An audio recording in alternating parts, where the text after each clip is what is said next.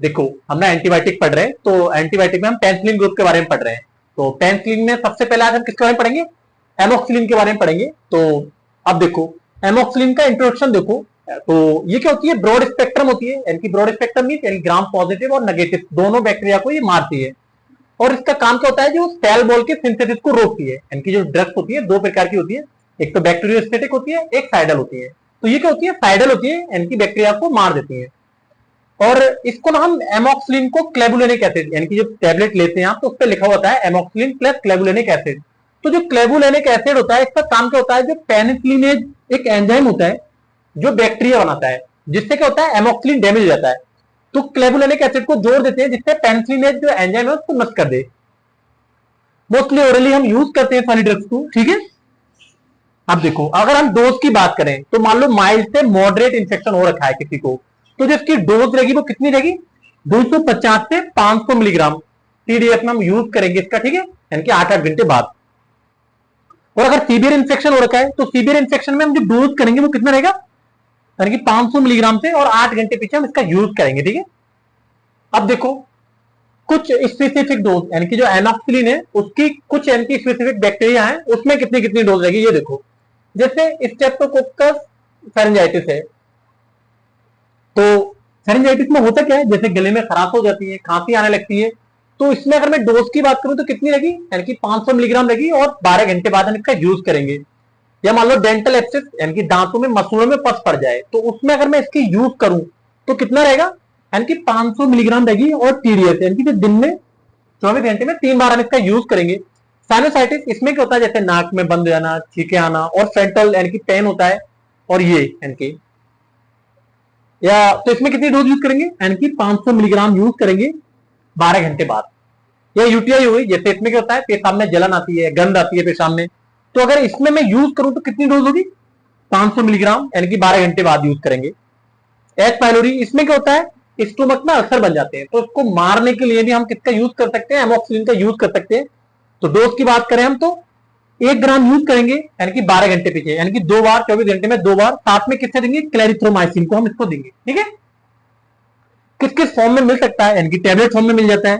Tablet form में यानी कि 250, 500 या 875 मिलीग्राम में मिलता है ये।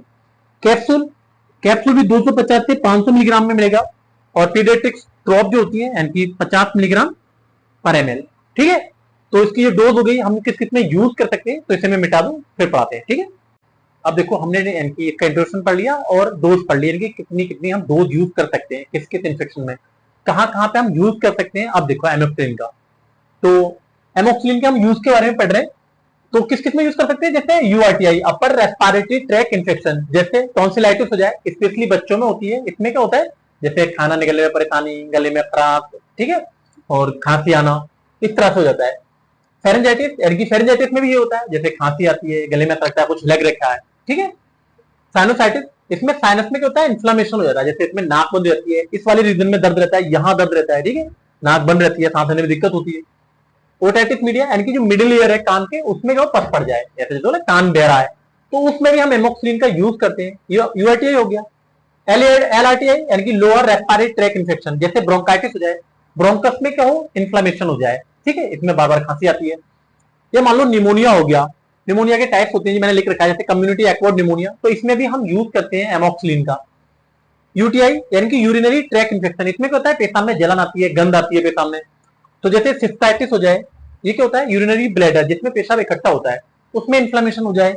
या पाइलोनेफ्राइटिस, यानी कि जो यूआरटीआई ये बढ़ के यानी कि ऊपर चला जाए, यानी कि किडनी तक, और किडनी में पस पड़ जाए, तो उसको हम क्या बोलते हैं? पाइलोनेफ्राइटिस। यानी कि जीआईटी, जैसे एच पाइलोरी, जिससे स्टोमक में अल्सर होता है, तो उसमें भी हम एमोक्सिलिन का यूज करते हैं।